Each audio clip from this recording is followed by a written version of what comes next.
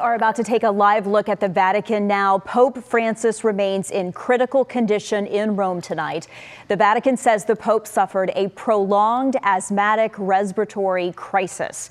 The Pope is receiving treatment for pneumonia in both of his lungs. The Vatican says he is alert and he spent the day in an armchair, but he is more fatigued today than he was yesterday. The Pope has been in the hospital since Valentine's Day after suffering from bronchitis. The 88-year-old was diagnosed with pneumonia on Tuesday. Not only did the Pope receive a breathing treatment because of that difficulty breathing, he also had a blood transfusion to help increase blood levels in his system.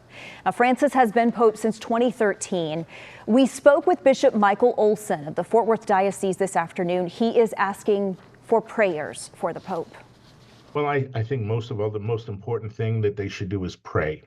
Pray for the Holy Father, that he not suffer unduly, that he be prepared should death come, that he's prepared to meet the Lord. And it's mindful for all of us that we're all going to face death someday, and we're all going to face Almighty God, and we'll be giving an accounting for our lives. Now, Olson told me he feels very connected to Pope Francis for several reasons, one of which is because he elevated him to bishop and he sent him to Fort Worth. We have a special guest tonight. Cynthia Itzigueta is in with us this evening to give us some perspective because you've done significant coverage of the Catholic Church. So let's start first with just a question about Pope Francis, because in some eyes, he's been a transformational figure, advancing the Catholic Church in ways maybe that have made some people even a little bit uncomfortable. Sure. So what would you say is an example of the kind of impact that he has had? Well, Teresa, you hit the nail on the head. Everyone has a different opinion about the Pope. Some conservatives within the church feel in some sense Pope Francis was not in the same line as former popes like John Paul II and Pope Benedict after the Second Vatican Council. Some liberals feel he has greatly improved the Catholic Church's image, but perhaps hasn't gone far enough to push for more change within the church, particularly with social justice. But largely, Teresa, the Pope has reminded Catholics worldwide that God and Jesus is love, and that his greatest teaching is to love one another. For instance, the Pope has been a strong proponent of reminding people that we're told in the Bible to welcome the stranger. And a lot of people don't like that, which has led to anger both inside and outside the church.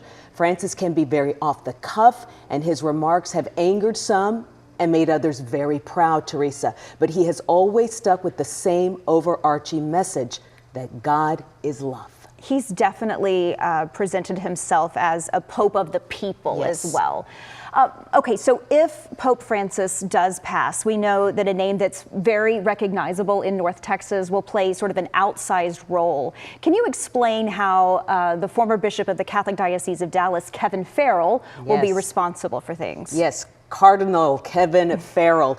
Pope Francis appointed Cardinal Kevin Farrell as Camerlengo of the Holy Roman Church on February 14, 2019. So 6 years ago, he is one of the Pope's most trusted advisors. And as Camerlengo, Cardinal Farrell would oversee the declaration of the Pope's death. He would also oversee the Vatican, Teresa, until a new Pope is elected. This is big. Yeah. His main duty would be to oversee the College of Cardinals and handle the conclave, which is the papal election. Some of you may have seen the movie Conclave, which recently came out for Academy Awards.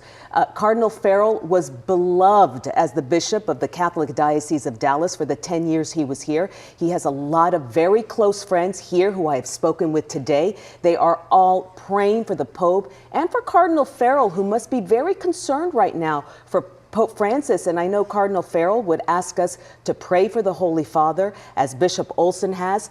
Cardinal Farrell and the Holy Father are very, very close. Some would say they are like brothers. So this is his family. So interesting to think that a face that so many of us know and have interviewed from time to time, and that many Dallasites consider very close to them, would be in this position. I mean, this is a powerful position. Overseeing the Vatican until the new Pope is elected. And Bishop Olson told me that Kevin Farrell is rightly really poised to take on this role. Yeah, so, yes. Cynthia, we appreciate it. Thank you so much for coming in on a Saturday to talk with us about this. We will let you know when we get the next update from the Vatican on the Pope's condition. And Cynthia and I will be with you during a special on WFAA Plus at 7 p.m.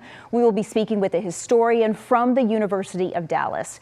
So stay with WFAA on air, online, and on WFAA Plus for the very latest information.